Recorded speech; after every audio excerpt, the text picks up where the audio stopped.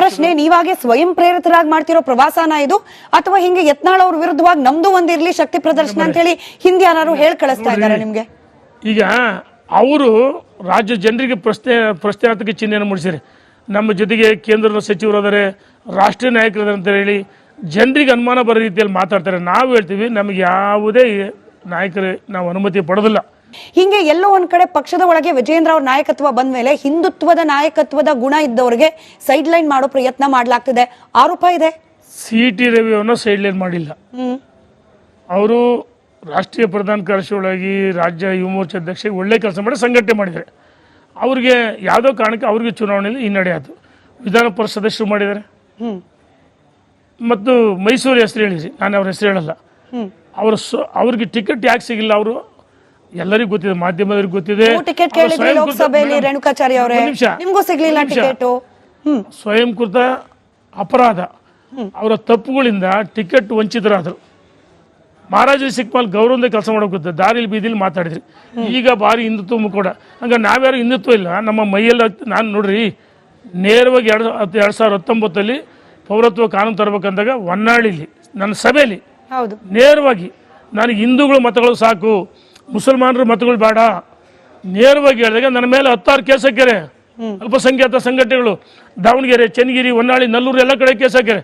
ಹಾಗಾದ್ರೆ ನಮಗೆ ಹಿಂದುತ್ವ ರಕ್ತ ಇಲ್ವಾ? ನಮಗೂ ಇದೆ. ರಾಜ್ಯದ ಅಧ್ಯಕ್ಷನ ಹಿಂದುತ್ವ ಬಿಟ್ಟದಾರ. ಸಂಘ ಪರಿವಾರ ಹಿನ್ನೆಲೆಯಲ್ಲಿ ಬಂದಿರತಕ್ಕಂಥ ಯಡಿಯೂರಪ್ಪನವರು ಇವರೇನ್ರಿ? ಯಡಿಯೂರಪ್ಪ ರಾಜಕಾರಣದಲ್ಲಿದ್ದಾಗ ಇವ್ರು ಕಣ್ಣೇ ಬಿಟ್ಟಿರಲ್ಲ. ಯಡಿಯೂರಪ್ಪನ ಬಗ್ಗೆ ಅಗೌರವ ಮಾತಾಡ್ತಾರೆ. ಯಡಿಯೂರಪ್ಪ ಸೈಕಲ್ ತೊಳೆದ್ರು, ಪಕ್ಷ ಕಟ್ಟಿದ್ರು, CKR 4 ನನ್ನ ಕಣ್ಮುಂದೆ ಕಾರ ಬರುತ್ತೆ. ಪಾದಯಾತ್ರೆಗಳು, ಹೋರಾಟಗಳು, ಅವರ ಹಿರಿಯರ ಆಶೀರ್ವಾದದಿಂದ ಮಾರ್ಗದರ್ಶನದಿಂದ ಯಡಿಯೂರಪ್ಪನವ್ರು ಪಾರ್ಟಿ ಕಟ್ಟಿದ್ರು. ಸ್ವಯಂ ಘೋಷಿತ ನಾಯಕರಾಗಲಿಲ್ಲ. ರಾಜ್ಯದ ಜನ ಯಡಿಯೂರಪ್ಪ ಗುಡುಗಿದ್ದಾರೆ, ವಿಧಾನಸೌಧ ನಡಗುವುದು ಅಂತ ಜನ ಮಾತಾಡ್ತಾರೆ. ಅಂತರ ಬಗ್ಗೆ ಅಗೌರವ ಮಾತಾಡ್ತಾರೆ. ನಾವು ಸುಮ್ಮನೆ ಇರಕ್ಕಾಗುತ್ತೆ ಮೇಡಮ್ ಅವರೇ? ಇಲ್ಲ, ರೇಣುಕಾಚಾರ್ಯ ಅವರೇ, ನಿಮ್ಮ ಮುಂದೆನೆ ನೀವು ಮೈಸೂರು ಪ್ರವಾಸಕ್ಕೆ ಹೋದಾಗ, ಮೈಸೂರು ಪ್ರವಾಸಕ್ಕೆ ಹೋದಾಗ ಮೈಸೂರು ಭಾಗದ ನಾಯಕರು, ಕಾರ್ಯಕರ್ತರು ನಿಮ್ ಮುಂದೆ ಹೇಳಿದ್ರು, ಬಿಸಾಕ್ರಿ ಅವ್ರನ್ನ, ಉಚ್ಚಾಟನೆ ಮಾಡ್ರಿ. ಭಯ ಏನು? ಪಕ್ಷಕ್ಕೆ, ಪಕ್ಷದ ವಿರುದ್ಧವಾಗಿ ಯಾರೋ ಒಬ್ರು ಇಷ್ಟೆಲ್ಲ ಮಾತಾಡ್ತಿದ್ದಾರೆ, ಕಾರ್ಯಕರ್ತರು ಮುಖಂಡರಿಗೆ ಮಾಡ್ಲಿಕ್ಕೆ ಭಯ ಏನು? ಕಾರ್ಯಕರ್ತರು ಮುಖಂಡರಿಗೆ ಆಗಿರ್ತಕ್ಕಂಥ ಭಾವನೆಗಳ ನೋವುಗಳು, ಆ ನೋವುಗಳನ್ನು, ಸಮಸ್ಯೆಗಳನ್ನು ಹೇಳಿದಾಗ ನಾವು ಹೇಳಿದ್ವಿ, ನಿಮ್ಮ ಭಾವನೆಗಳನ್ನು ಅಥವಾ ನಿಮ್ಮ ನೋವುಗಳನ್ನು ನಾವು ಆಲಿಸಿದ್ದೀವಿ, ಎಲ್ಲಿ ವಿಷಯ ತಲುಪಿಸ್ತೀವಿ ಅಂತ ಹೇಳಿದ್ವಿ. ಯಡಿಯೂರಪ್ಪನವರು ರಾಜ್ಯದ ಅಧ್ಯಕ್ಷರ ಚರ್ಚೆ ಆಗಿದ್ದು, ಸಂಘಟನೆ ಮುಂಬರುವ ಲೋಕಲ್ ಬಾಡೀಸಲ್ಲಿ ಗೆಲ್ಲಬೇಕು, ಸಂಘಟನಾ ಪರ್ವ ಸಕ್ರಿಯ ಕಾರ್ಯಕರ್ತರು ಮಾಡಬೇಕು, ಭೂ ಸಮಿತಿ ಅಧ್ಯಕ್ಷಗಳು ಮಾಡಬೇಕು. ಅದು ಅವರು ನಮಗೆ ಮಾಹಿತಿಯನ್ನು ಕೊಟ್ಟರು. ಆ ವ್ಯಕ್ತಿ ಬಗ್ಗೆ ಚರ್ಚೆ ಮಾಡಿದ್ರೆ ಯಡಿಯೂರಪ್ಪನ ಬಗ್ಗೆ ಮಾತಾಡೋಕೆ ಅವ್ರಿಗೆ ಯಾವ ನೈತಿಕ ಹಾಕಿದ್ರಿ? ವಿಜೇಂದ್ರ ಬಗ್ಗೆ ಮಾತಾಡೋಕೆ ಯಾವ ನೈತಿಕ ಹಾಕಿದ್ರಿ? ಅವರಿಗೆ ವಿಪಕ್ಷ ನಾಯಕರಾಗಿಲ್ಲ, ರಾಜ್ಯದ ಅಧ್ಯಕ್ಷ ಆಗಿಲ್ಲ, ಸಚಿವ ಆಗಿಲ್ಲ ಅಂತ ಒಂದೇ ಕಾರಣಕ್ಕೆ ಹತಾಶ ಮನೋಭಾವದಿಂದ ಮಾತಾಡ್ತಾರೆ. ಸದಾನಂದ ಗೌಡರ ಬಗ್ಗೆ ಮೊನ್ನೆ ಮಾತಾಡಿದ್ರು. ಅದು ಇವ್ರು ಹೇಳ್ತಾರೆ, ನಾನು ಬಿಚ್ಚಿಡ್ತೀನಿ ಕೊಡು. ಏನ್ರಿ ನೀವೆಲ್ಲ ಕುಟುಂಬ ರಾಜಕಾರಣ, ಇವ್ರಿ ಅವ್ರ ಜೊತೆ ಓಡ್ತಲ್ಲ, ಅಷ್ಟು ಕುಟುಂಬ ರಾಜಕಾರಣ ಮಾಡಿರ ಅವರೆಲ್ಲ ಏನ್ ಬಿಚ್ಚಿಡ್ತಾರೆ ಇವರು? ಆಯ್ತು ರೇಣುಕಾಚಾರ್ಯ ಅವರೇ, ಈ ಬಿಜೆಪಿ ಪಕ್ಷದಲ್ಲಿ ವಿಧಾನಸಭಾ ಚುನಾವಣೆಯಲ್ಲಿ ಸೋಲಾದ ದಿನದಿಂದಲೂ ಕೂಡ ಅಡ್ಜಸ್ಟ್ಮೆಂಟ್ ಪಾಲಿಟಿಕ್ಸ್ ಅನ್ನೋದು ಪದೇ ಪದೇ ಚರ್ಚೆ ಆಗ್ತಿದೆ. ಪ್ರಶ್ನೆ ಪೂರ್ತಿ ಕೇಳಿಸ್ಕೊಳ್ಳಿ. ನೀವೇ ಹೇಳ್ತೀರಿ ಇದು ಸೋನಿಯಾ ಗಾಂಧಿ, ರಾಹುಲ್ ಗಾಂಧಿ ಅವರು ಸುಪಾರಿ ಕೊಟ್ಟಿದ್ದಾರೆ, ಸಿದ್ದರಾಮಯ್ಯ ಮೋರ್ಚಾ ಅಂತೀರಿ. ಬಟ್ ಅವ್ರು ಹೇಳ್ತಾರೆ DK ಶಿವಕುಮಾರ್ ಅವರನ್ನ CM ಮಾಡಕ್ ಪಾದಯಾತ್ರೆ ಮಾಡ್ತಿದ್ದಾರೆ, DK ಶಿವಕುಮಾರ್ ಅವರ ಜೊತೆಯಲ್ಲಿ ಅಡ್ಜಸ್ಟ್ಮೆಂಟ್ ಮಾಡ್ಕೊಂಡಿದ್ದಾರೆ. ಯಾರಿಗೆ ಯಾರು ಅಡ್ಜಸ್ಟ್ಮೆಂಟ್? ಪಕ್ಷದ ಕಾರ್ಯಕರ್ತರಿಗೆ, ನಿಷ್ಠಾವಂತ ಕಾರ್ಯಕರ್ತರಿಗೆ ಏನ್ ಮೆಸೇಜ್ ಕೊಡ್ತಿದ್ದೀರಿ ನೀವೆಲ್ಲ ಸೇರಿ? ಈಗ ಮೂಡ ಪಾದಯಾತ್ರೆ ಮಾಡಿದ್ದು ಯಾರನ್ನ ಮುಖ್ಯಮಂತ್ರಿ ಮಾಡಕ್ಕಲ್ಲ, ಭ್ರಷ್ಟಾಚಾರ ವಿರುದ್ಧ ಹೋರಾಟ ಮಾಡಿದ್ಕೆ FIR ಆಯ್ತು, ಕೇಸ್ ಆದು, ತನಿಖೆ ನಡೀತೈತಿ. ಆ ಸೈಟ್ಗಳನ್ನ ವಾಪಸ್ ಕೊಟ್ಟರು. ಅದು ಹೋರಾಟದ ಪ್ರತಿಫಲಿತಾನೆ. ಯಾರನ್ನ ಮುಖ್ಯಮಂತ್ರಿ ಮಾಡೋಕ್ಕಲ್ಲ ಮೇಡಮ್ ಅವರೇ. ಇನ್ನೊಂದು ತಾವು ಕೇಳ್ತಕ್ಕಂಥ ಪ್ರಶ್ನೆ, ಇವತ್ತು ರಾಜ್ಯದಲ್ಲಿ ಭಾರತೀಯ ಜನತಾ ಪಾರ್ಟಿ ಒಂದು ಸಂಘಟನೆ ಮತ್ತು ಮುಂಬರುವ ದಿನಗಳಲ್ಲಿ ಲೋಕಲ್ ಬಾಡೀಸ್ ಗೆಲ್ಲಬೇಕು, ಅದಕ್ಕೋಸ್ಕರ ಕಾರ್ಯತಂತ್ರ ರೂಪಿಸ್ತಿದ್ದೇವಿನ ಯಾವುದೇ ವ್ಯಕ್ತಿನ ನಾವು ವೈಭವೀಕರಿಸಕ್ಕೆ ಇಚ್ಛೆನೇ ಪಡಲ್ಲ. ಇವತ್ತು ನಮ್ಮ ಸ್ಪಷ್ಟವಾದ ನಿಲುವು ಭ್ರಷ್ಟಾಚಾರದ ಹೋರಾಟ. ನಾನು ಇನ್ನೊಂದು ಮಾತು ಕೇಳ್ತೀನಿ, ಬಿಜಾಪುರದಲ್ಲಿ ನಾನು ಓಪನ್ ಸವಾಲ್ ಹಾಕ್ತೀನಿ. ಬಿಜಾಪುರ ಜಿಲ್ಲೆಯಲ್ಲಿ ಎಷ್ಟು ಜನ ಗೆಲ್ಸಿರಿ? ಒಬ್ಬ ಪ್ರಭಾವಿ ಸಚಿವನ ಜೊತೆಗೆ ಅಡ್ಜಸ್ಟ್ಮೆಂಟ್ ರಾಜಕಾರಣ ಇದೆ. ಕಾಂಗ್ರೆಸ್ ಪಕ್ಷದ ಸಚಿವರು, ಪ್ರಭಾವಿ ಇವತ್ತಿನ ಸಚಿವರು. ನನ್ನ ಪ್ರಶ್ನೆ, ನೀವಾಗೆ ಸ್ವಯಂ ಪ್ರೇರಿತರಾಗಿ ಮಾಡ್ತಿರೋ ಪ್ರವಾಸನ ಇದು ಅಥವಾ ಹಿಂಗೆ ಯತ್ನಾಳ್ ಅವ್ರ ವಿರುದ್ಧವಾಗಿ ನಮ್ದು ಒಂದಿರ್ಲಿ ಶಕ್ತಿ ಪ್ರದರ್ಶನ ಅಂತ ಹೇಳಿ ಹಿಂದೆ ಯಾರು ಹೇಳಿ ಕಳಿಸ್ತಾ ಇದ್ದಾರೆ ನಿಮ್ಗೆ? ಈಗ ಅವರು ರಾಜ್ಯ ಜನರಿಗೆ ಪ್ರಶ್ನಾರ್ಥಕ ಚಿಹ್ನೆಯನ್ನು ಮೂಡಿಸಿರಿ. ನಮ್ಮ ಜೊತೆಗೆ ಕೇಂದ್ರದ ಸಚಿವರು ಅದಾರೆ, ರಾಷ್ಟ್ರೀಯ ನಾಯಕರು ಅಂತ ಹೇಳಿ ಜನರಿಗೆ ಅನುಮಾನ ಬರೋ ರೀತಿಯಲ್ಲಿ ಮಾತಾಡ್ತಾರೆ. ನಾವು ಹೇಳ್ತೀವಿ ನಮಗೆ ಯಾವುದೇ ನಾಯಕರು ನಾವು ಅನುಮತಿ ಪಡೋದಿಲ್ಲ. ಹಿಂಗೆ ಎಲ್ಲೋ ಒಂದ್ ಕಡೆ ಪಕ್ಷದ ಒಳಗೆ ವಿಜಯೇಂದ್ರ ಅವ್ರ ನಾಯಕತ್ವ ಬಂದ ಮೇಲೆ ಹಿಂದುತ್ವದ ನಾಯಕತ್ವದ ಗುಣ ಇದ್ದವರಿಗೆ ಸೈಡ್ ಲೈನ್ ಮಾಡೋ ಪ್ರಯತ್ನ ಮಾಡ್ಲಾಗ್ತಿದೆ, ಆರೋಪ ಇದೆ. CT ರವಿ ಅವನ್ನ ಸೈಡ್ ಲೈನ್ ಮಾಡಿಲ್ಲ. ಅವರು ರಾಷ್ಟ್ರೀಯ ಪ್ರಧಾನ ಕಾರ್ಯದರ್ಶಿಗಳಾಗಿ ರಾಜ್ಯ ಯುವ ಮೋರ್ಚಾ ಅಧ್ಯಕ್ಷ ಒಳ್ಳೆ ಕೆಲಸ ಮಾಡಿ ಸಂಘಟನೆ ಮಾಡಿದ್ದಾರೆ. ಅವ್ರಿಗೆ ಯಾವುದೋ ಕಾರಣಕ್ಕೆ ಅವ್ರಿಗೆ ಚುನಾವಣೆಯಲ್ಲಿ ಹಿನ್ನಡೆ ಆಯಿತು.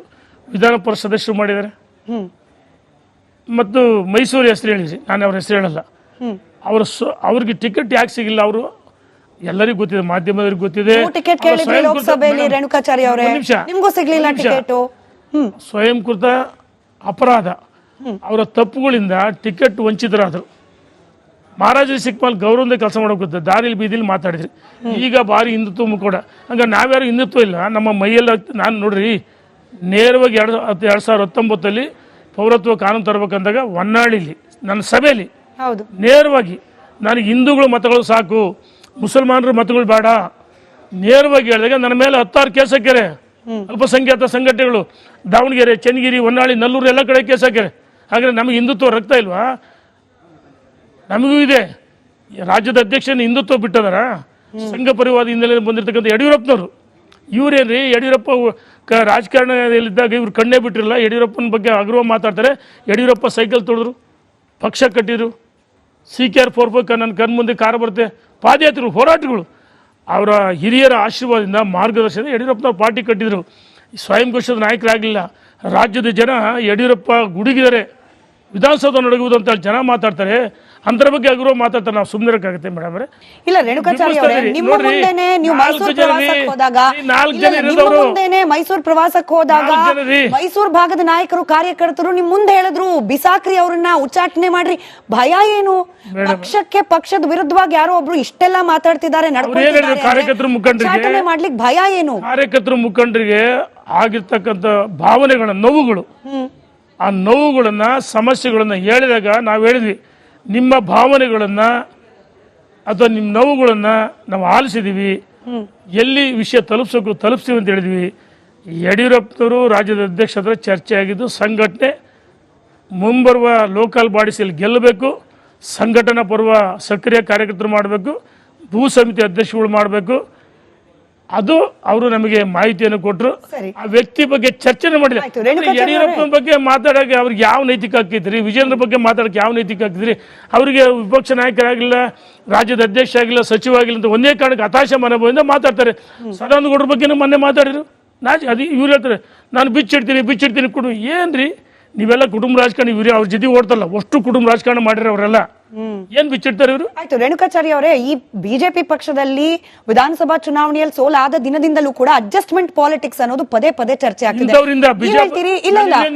ಪ್ರಶ್ನೆ ಪೂರ್ತಿ ಕೇಳಿಸ್ಕೊಳ್ಳಿ. ನೀವ್ ಹೇಳ್ತೀರಿ ಇದು ಸೋನಿಯಾ ಗಾಂಧಿ, ರಾಹುಲ್ ಗಾಂಧಿ ಅವರು ಸುಪಾರಿ ಕೊಟ್ಟಿದ್ದಾರೆ, ಸಿದ್ದರಾಮಯ್ಯ ಮೋರ್ಚಾ ಅಂತೀರಿ. ಬಟ್ ಅವ್ರು ಹೇಳ್ತಾರೆ DK ಶಿವಕುಮಾರ್ ಅವರನ್ನ CM ಮಾಡಕ್ ಪಾದಯಾತ್ರೆ ಮಾಡ್ತಿದ್ದಾರೆ, DK ಶಿವಕುಮಾರ್ ಅವರ ಜೊತೆಯಲ್ಲಿ ಅಡ್ಜಸ್ಟ್ಮೆಂಟ್ ಮಾಡ್ಕೊಂಡಿದ್ದಾರೆ. ಯಾರಿಗೆ ಯಾರು ಅಡ್ಜಸ್ಟ್ಮೆಂಟ್?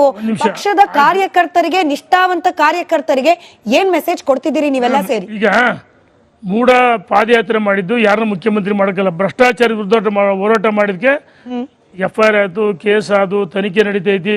ಆ ಸೈಟ್ಗಳನ್ನ ವಾಪಸ್ ಕೊಟ್ರು. ಅದು ಹೋರಾಟದ ಪ್ರತಿಫಲಿತಾನೆ. ಯಾರನ್ನ ಮುಖ್ಯಮಂತ್ರಿ ಮಾಡಕ್ಕಲ್ಲ ಮೇಡಮ್ ಅವರೇ. ಇನ್ನೊಂದು ತಾವು ಕೇಳ್ತಕ್ಕಂಥ ಪ್ರಶ್ನೆ, ಇವತ್ತು ರಾಜ್ಯದಲ್ಲಿ ಭಾರತೀಯ ಜನತಾ ಪಾರ್ಟಿ ಒಂದು ಸಂಘಟನೆ ಮತ್ತು ಮುಂಬರುವ ದಿನಗಳಲ್ಲಿ ಲೋಕಲ್ ಬಾಡೀಸ್ ಗೆಲ್ಲಬೇಕು, ಅದಕ್ಕೋಸ್ಕರ ಕಾರ್ಯತಂತ್ರ ರೂಪಿಸ್ತಿದ್ದೇವಿನ ಯಾವುದೇ ವ್ಯಕ್ತಿನ ನಾವು ವೈಭವೀಕರಿಸಿಗೆ ಇಚ್ಛೆನೇ ಪಡಲ್ಲ. ಇವತ್ತು ನಮ್ಮ ಸ್ಪಷ್ಟವಾದ ನಿಲುವು ಭ್ರಷ್ಟಾಚಾರದ ಹೋರಾಟ. ನಾನು ಇನ್ನೊಂದು ಮಾತು ಕೇಳ್ತೀನಿ, ಬಿಜಾಪುರದಲ್ಲಿ ನಾನು ಓಪನ್ ಸವಾಲಾಗ್ತೀನಿ. ಬಿಜಾಪುರ ಜಿಲ್ಲೆಯಲ್ಲಿ ಎಷ್ಟು ಜನ ಗೆಲ್ಸಿರಿ? ಒಬ್ಬ ಪ್ರಭಾವಿ ಸಚಿವನ ಜೊತೆಗೆ ಅಡ್ಜಸ್ಟ್ಮೆಂಟ್ ರಾಜಕಾರಣ ಇದೆ. ಕಾಂಗ್ರೆಸ್ ಪಕ್ಷದ ಸಚಿವರು, ಪ್ರಭಾವಿ ಇವತ್ತಿನ ಸಚಿವರು